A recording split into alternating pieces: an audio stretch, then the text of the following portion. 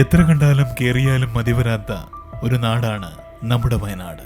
അതെ, പച്ചപ്പണിഞ്ഞു നിൽക്കുന്ന ഈ വയനാട്ടിൽ സുഭിക്ഷമായി ജീവിക്കാനുള്ള എല്ലാ സാഹചര്യങ്ങളും നിലവിലുണ്ട്. പുറത്തുനിന്ന് കാണുന്നവർക്ക് മലയോര മേഖലയാണെങ്കിലും അടുത്തു വന്ന് കാണുന്നവർക്ക് അതിസുന്ദരമാണിവിടം. ഇവിടെ വളരാത്തതായി ഒന്നുമില്ല.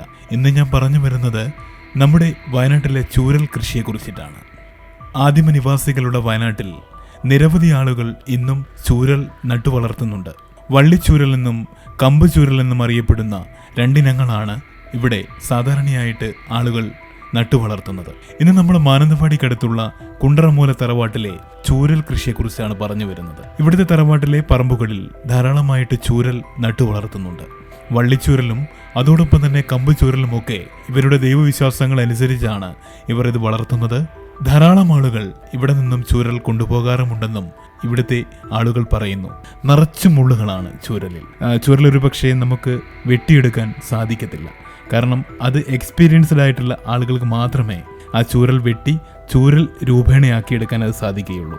നിറച്ചും മുള്ളുകളുള്ള ഈ ചൂരൽ രണ്ട് വൃക്ഷങ്ങൾക്കിടയിലൂടെ ഇത് വലിച്ചൂരുന്ന വിശേഷങ്ങളാണ് ഇന്ന് ഞാൻ നിങ്ങളെ കാണിക്കാൻ പോകുന്നത്.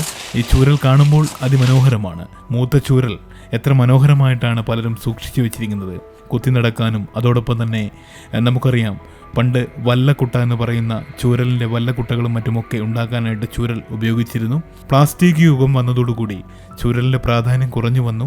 മാത്രമല്ല ചൂരൽ അറിയാത്തതായി ആരും തന്നെ ഉണ്ടാകില്ല. കാരണം ചൂരൽ കൊണ്ട് ഒരടിയെങ്കിലും മേടിക്കാത്ത ആരും നമുക്ക് ചുറ്റുമുണ്ടാകില്ല. കണ്ട കാഴ്ചകൾ നിങ്ങൾക്ക് പങ്കുവെച്ചു എന്ന് മാത്രം.